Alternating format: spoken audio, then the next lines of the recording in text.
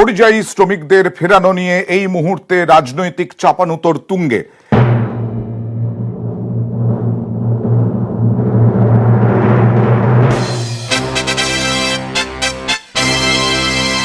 পরিযায়ী শ্রমিকদের ফেরানো নিয়ে এই মুহূর্তে রাজনৈতিক চাপানুতোর তুঙ্গে।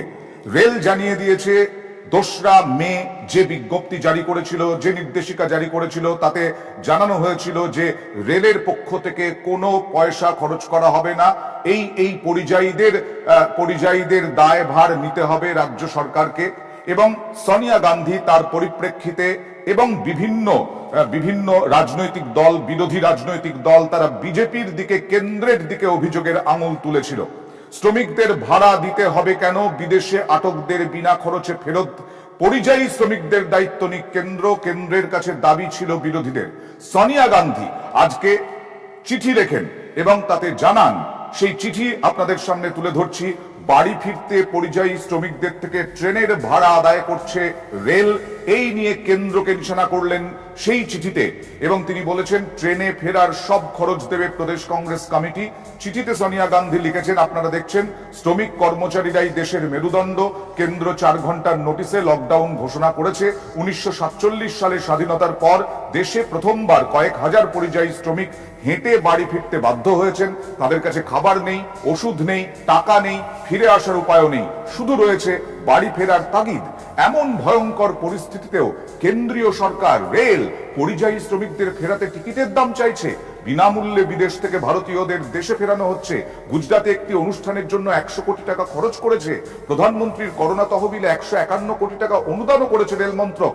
তাহলে কেন দেশের অর্থনীতির মেরুদণ্ড শ্রমিকদের বাড়ি ফেরাতে সমান উদ্যোগী হচ্ছে না সরকার?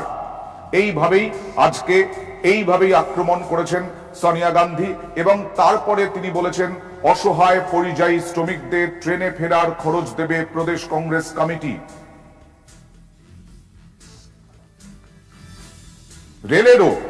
রেলেরও কিছু যুক্তি রয়েছে। রেলের যুক্তি, যেভাবে পরিযায়ী শ্রমিকদের আনতে হবে, অর্থাৎ সামাজিক দূরত্ব মেনে, এবং একটা ট্রেনে 1200-র বেশি, সর্বোচ্চ 1200 জন শ্রমিককে আনতে হবে।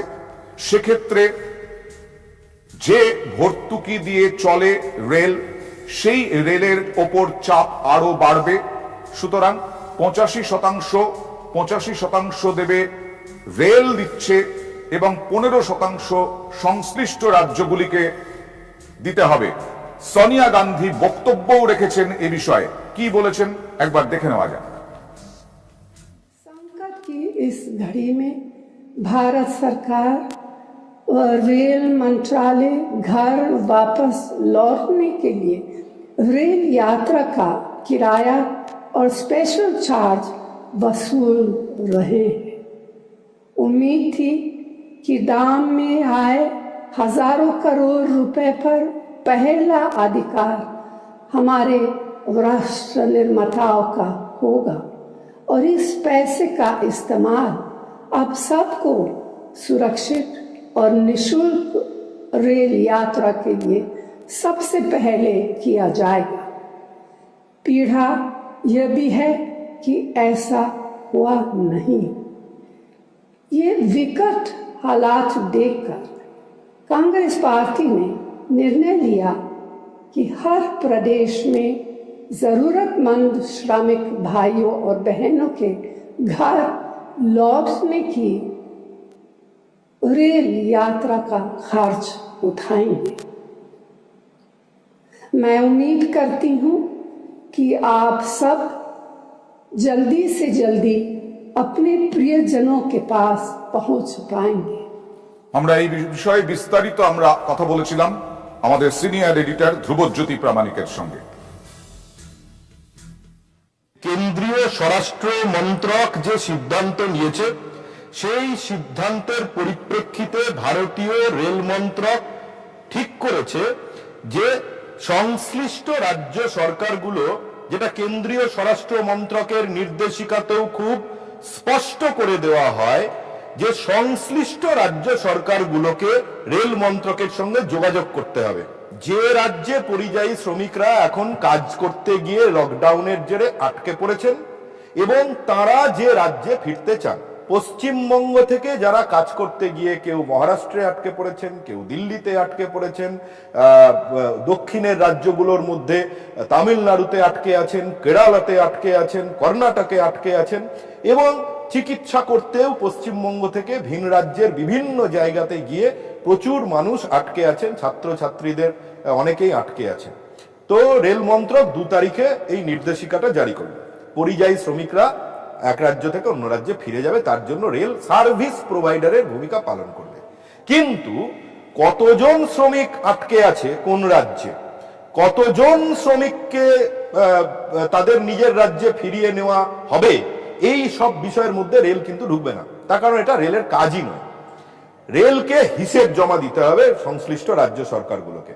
রেল মন্ত্রক যেটা নির্দেশিকাতে বলল যে একেবারে মিনিমাম ফেয়ার, যেটা অর্থাৎ একটা স্লিপার কোচের যে ন্যূনতম ভাড়াটা হয় সেই ন্যূনতম ভাড়াটা দিতে হবে, সঙ্গে সুপারফাস্টের চার্জ দিতে হবে এবং আরো 30 টাকা বাড়তি দিতে হবে।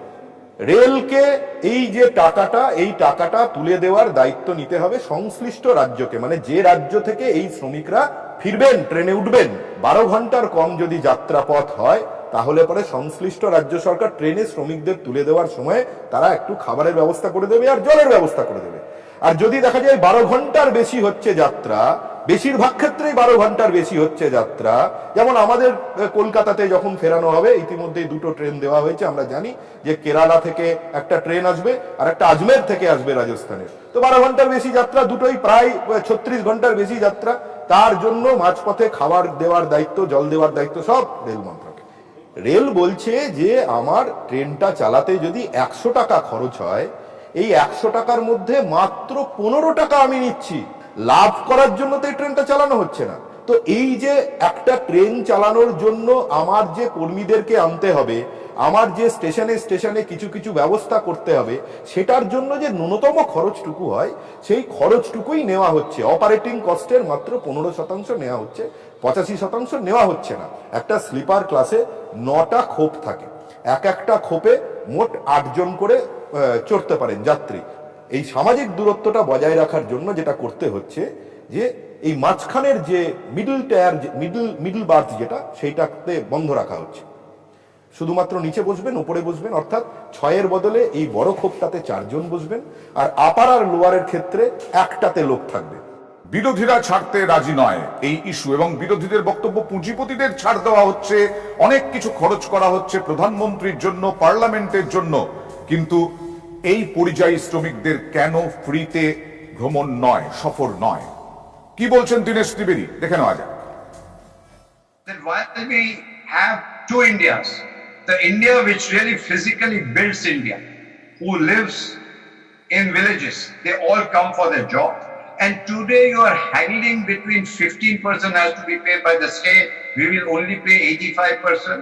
Now when it comes to big packages, and I have nothing against the business, you talk about huge packages, you talk about in terms of thousands of crores.